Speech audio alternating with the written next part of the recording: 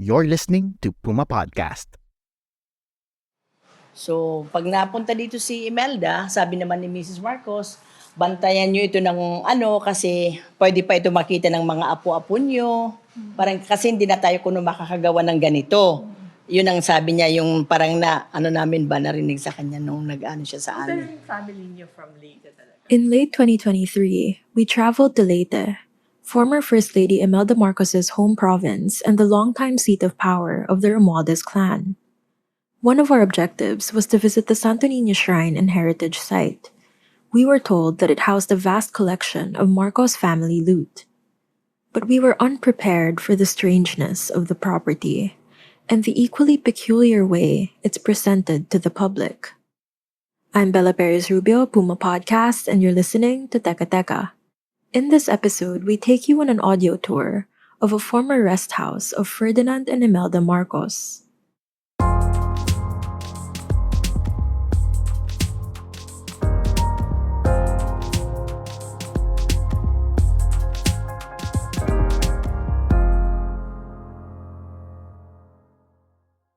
So, this museum was constructed 1979 to 81, 2 years in the making. And then 81 to until now, it's 42 years na. So, our architects is George Ramos and then Leandro Locsin. That's the architect of the museum. At first glance, the Santo Niño Shrine looks like any other church pretty enough to charge a cover fee. The chandeliers hanging from the ceiling and the wear and tear from the battering of Typhoon Yolanda in 2013 give it an eerie feel. But what's truly uncanny about this place is that it quickly morphs into a shrine to material excess, flagrant thievery, and audacious myth-making. There's a reason Tacloban City residents call it the Imelda Marcos Museum. So, we have the rooms of the family upstairs. We have 21 rooms in all this museum, and then we have also 21 bathrooms. So the rooms never been used for the guests, just for show only, for viewing purposes, and also the rooms of the family upstairs. We have 13 guest rooms downstairs, so the rooms almost the same design, only the theme and then the product are different. So the walling and then the ceiling, it's kind of chips lawaan. So it's one by one pasted. So it looks like a matte woven design, the walls, because matte is our product here in Leyte. The two-story property was one of the several dozen mansions the Marcoses amassed throughout their conjugal dictatorship. The Martial Law Museum says its estimated value is $27 million. The guest rooms are on the same floor as the chapel, the doors lining both sides of the shrine. Pero hindi kami nagsiserve ng regular mass. During our fiesta here is June 30. That's only we serve mass, no regular mass. Yes. So this is the one, lawaan wood chip, so it's pasted one by one. Ito, the walls and then the ceiling. That's the interior walling of the museum, the design of the walls, lawaan wood chips. So ito yung natin first guest room. Ito yung banig. Oo. Tinawag itong banig because of the yung design niya sa bed cover design. Kasi may ito, iba-iba yung theme, iba yung product, tapos yung niya, yung motif kibali. So this is one of the guest rooms, banig ito because of the bed cover design. So we have the cabinet from Korea and then it's inlaid with mother of pearl inlaid. And then we have the Chinese panel headboard, it's ivory and then jade. So we have 13 guest rooms, we have also 13 diorama. Yung mga diorama natin na represent ito sa, in 20 years, in power sila Mrs. Marcos, ito yung mga nagawang project nila. So this is one of the project in Lucena City, the family planning program, the Project Compassion. Yan. Bawat yan, every guest rooms. Oo, may tayo. And then yung walling puro yan mga abaka. Magkaiba-iba lang yung pagkakadesign, pero it's all abaka lahat yung walls. Oo, yung natin, guest rooms. Tapos sa taas naman, yung second floor natin, banig talaga yung wall. Yung product na talaga ng Leyte. Okay, ito yung naman yung tinatawag na kapis room.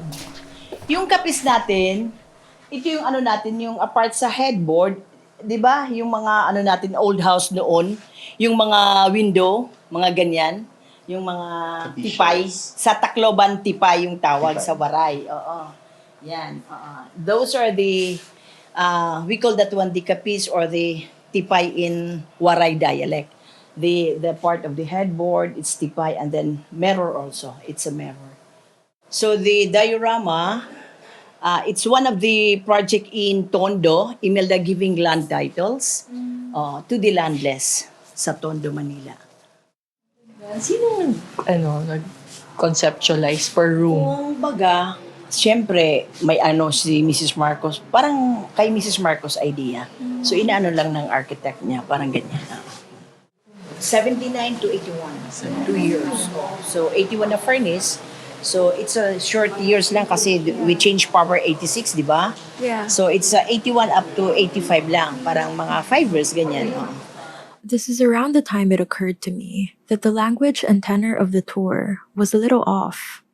Around 15 minutes in, and still no direct mentions of people power, let alone what caused the revolution, or the fact that everything we were viewing was legally declared loot stolen by the Marcoses from the Filipino people.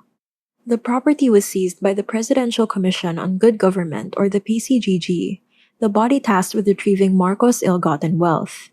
Nearly every valuable item we saw bore a PCGG sticker. Kasi actually, yung parang briefing sa amin nung mag-take over ang ng PCGG sa 1986.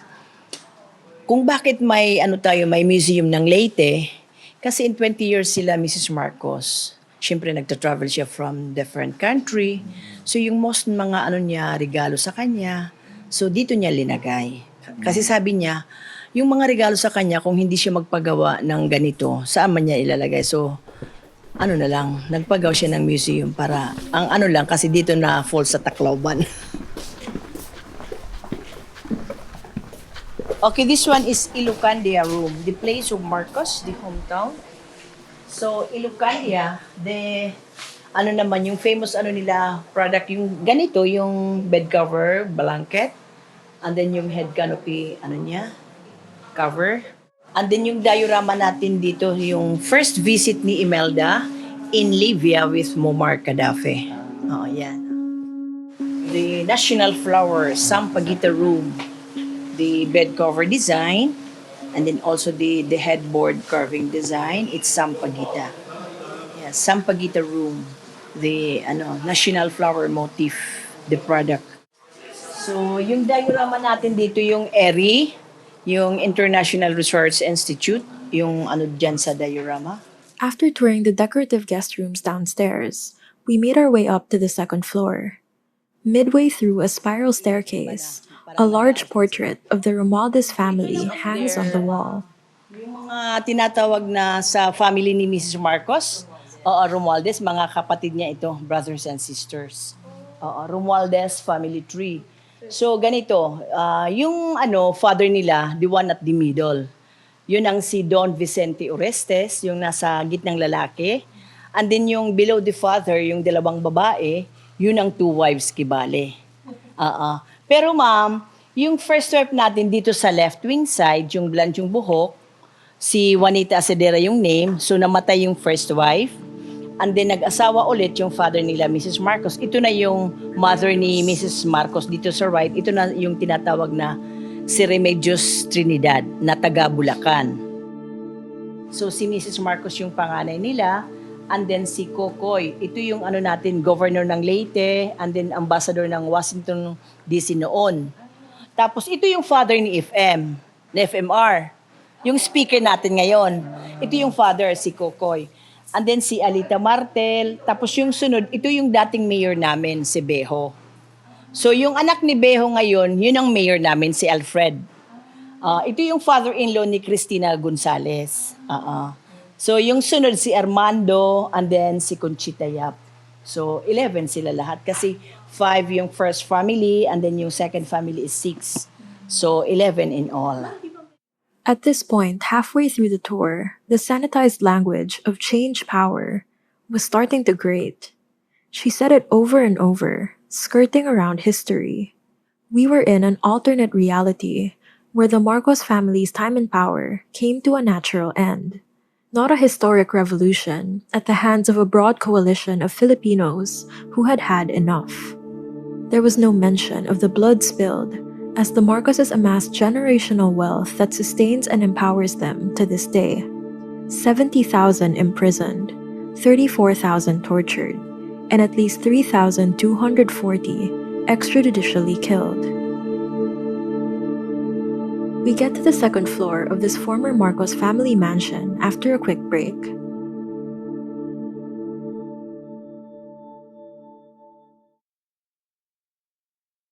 Ito na yung, ma'am, yung huge ballroom.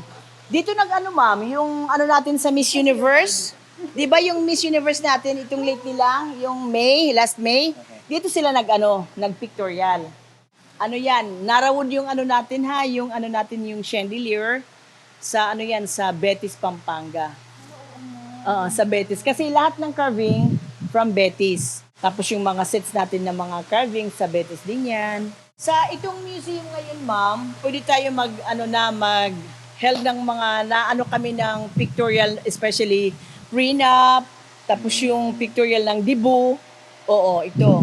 Allowed dito ng pictorial ng dibu at saka prenup. Parang may throne room. So itong naman natin, this one is a ready chair for the Pope, ito. So yung isa naman for the President. When was this used for? No, lang sila, parang may ready lang. Just in case, may na sila. So itong this painting. naman, yung paintings naman, parang na-represent ito din ng malakas at si maganda din kasi it's rising from the sea. So si Marcos yung nasa likod, sadya talaga yan, covered siya. Tapos si Mrs. Marcos, andin yung mga anak nila. The reception area is vast and much better maintained than the shrine on the first floor. The wooden floor gleams from the light of several chandeliers hanging from a ceiling with ornate carvings. Floor-to-ceiling windows line the walls, allowing for plenty of natural light that filters through what appears to be stained glass. The second floor is also littered with valuable artifacts, including ancient Chinese porcelain, an antique Spanish piano from 1901, a bust carved from Italian bronze, and tapestries from Belgium. Okay, so dito tayo sa bedroom ni former President. Ito yung bedroom niya. Kay former President ito. And then yung sir ha, walling, yan, Italian leather yung walling. Oh, wow. Pero banig din yung design. Oo.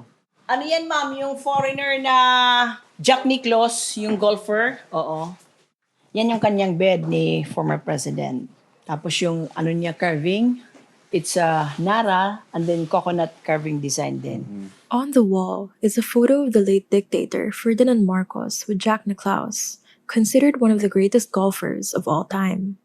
Later that day, we toured another Marcos seaside property that houses a golf course designed by the sports icon. He joins an odd pool of Marcos family friends whose photos hang in the shrine, including Libyan dictator Muammar Gaddafi. Yan. Nakatulog na dito ba si Kung President? pagtulog, parang wala sila. Kasi sa time na nandito yung pag may affair, parang yung rest lang. Pero yung tulog, sa Tolosa talaga sila. Kasi doon talaga yung fit for residence sa Tolosa. Siyempre, pag nag-a-affair matagal, so dito parang ma-stretch ka lang ng parang ganyan ba? So wala talagang ever nakatira dito before? Wala, ma'am. Pag, ang lang, sa year na 81 to 85, sila man parati nag-host ng fiesta. Dito. Oo, so dito sila nag-entertain ng mga guests nila.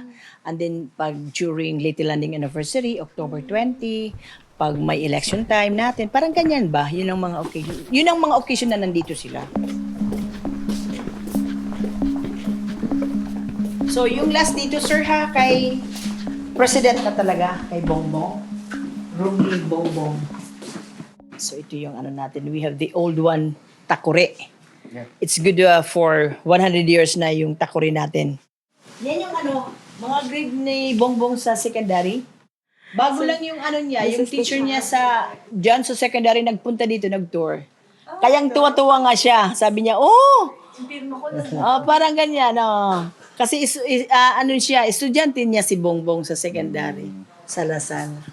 Ngayon nga na president siya, marami nagtatanong kung nakapunta na. Sabi ko, nagpupunta sa Leyte pero hindi man naka-schedule. So, ito yung ano ni Imelda, bedroom niya. So, yung walling, ito piña cloth, tapos hand-painted, and then hand-embroidered. Sabi yung nagtutour pag parang kuha ito sa Versailles. May nagtutour dito, sabi nila, itong kuha style ng Versailles. Dito tayo mga sa bathroom. Ito yung bathroom niya. May siya, may jacuzzi. Tapos yung wall niya is black glass. Jacuzzi, tapos yung shower room, may tayo doon, may bidet. The decades-old bathroom is the largest one I've ever seen in person, complete with a jade-colored jacuzzi that could easily fit a small family, backed against a portrait that nearly covers the entire wall, and a dedicated hair-washing station, like the ones in salons. We walked out of the museum in shock and no small amount of horror. There was a lot to unpack, and we did so almost immediately. So we just came from the Santa Nina Shrine Museum in Tacloban City so in the first floor, it was a literal chapel, right, with rooms around it. But then you go to the second floor, you see this very obscene and... That's Carl Dave Sayat, a former audio producer for PumaPodcast. I don't know what other word to describe it.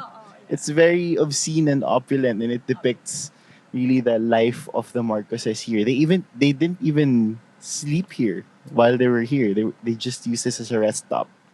And the further in you go, I'll use the word Carl used, the more obscene it gets, the more opulent it becomes, the more, absurd. There are pictures of Imelda and Ferdinand Marcos in every room.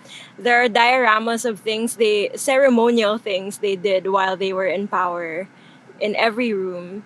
The Malakas Maganda myth-making is all over the house. And the Romualdez family tree is like the biggest painting in the house. And it dawns on you that this family has been in power in this part of the country for longer than I've been alive.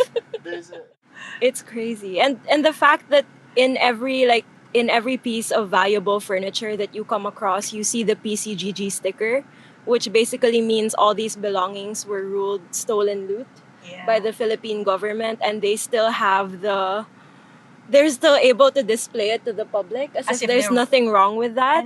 As if they were theirs. Yeah, here's everything we bought that legally the Philippine government has decided was bought with your money while you were starving. Yeah.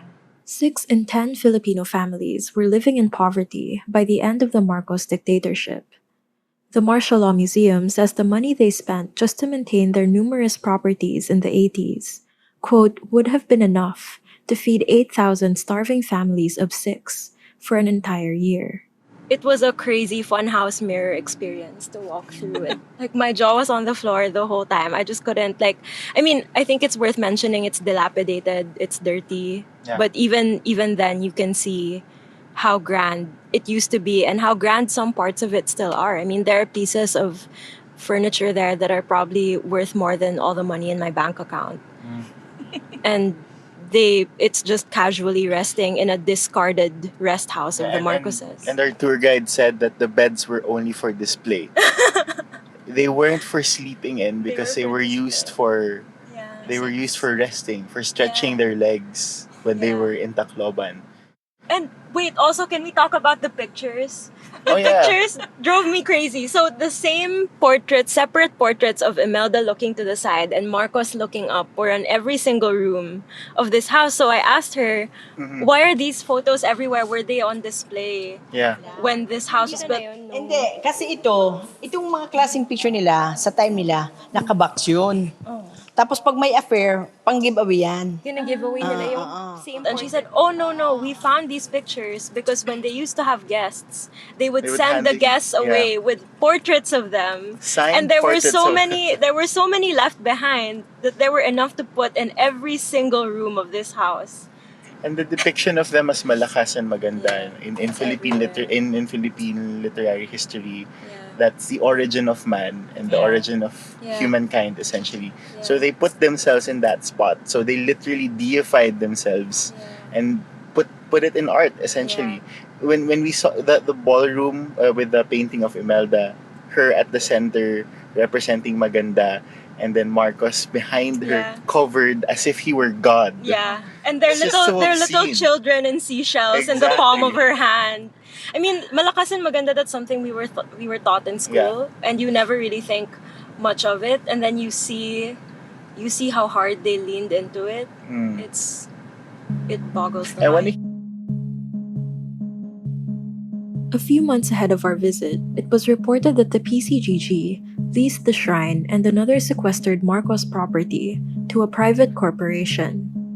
The Center for the Development of Sustainable Communities for Social Progress, or the CDSCP, took over the management of both properties, paying the PCGG a total of 150,000 pesos each month. The private firm was also allowed to renovate both properties, with major changes requiring PCGG approval. The CDSCP is owned by Dan Stephen Palami. He ventured into politics in 2007, but lost his bid for Tacloban City Mayor to Alfred Romualdez, the city's current mayor and the president's cousin. You might know Palami better as the former general manager of the Ascals, our national men's football team. A Cebu Daily News report quotes him saying this to local media after his lease of the seized Marcos properties was announced. Quote, "Let us not politicize this issue. The properties are considered as iconic destinations in the city. I hope Madame will be happy with our planned reservations," unquote, referring to former First Lady Imelda. All this time, we thought our tour guide was an employee of the PCGG and that this tour was an official one sanctioned by the government body. That's how it was presented to us. We even paid a small fee upon entrance. But just as we were about to run this story, the PCGG got back to me. They told me that there is no official tour of the shrine and heritage site.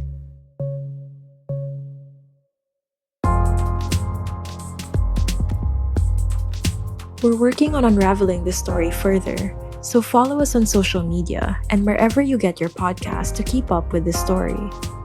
If you want to hear more audio tours like this one, check out my mini tour of Manhattan properties, formerly owned by the Marcoses, including one that now belongs to former US President Donald Trump. I also toured the Martial Law Gallery, run by the Human Rights Violations Victims Memorial Commission earlier this year. We'll leave those links for you in the show notes. Again, I'm Bella Perez Rubio. It's easy to forget, but the effort to retrieve Marcos family loot is still ongoing. It's also extremely more difficult now that they're back in power. But this site is a poignant reminder of the magnitude of the impunity that reigned during martial law. It can't be brushed aside. Share this episode with a friend or a relative who might want to hear more. Bidoy Blanco edited this episode. Our executive producer is Jill Caro, and our editor-in-chief is Carl Javier. Thanks for listening.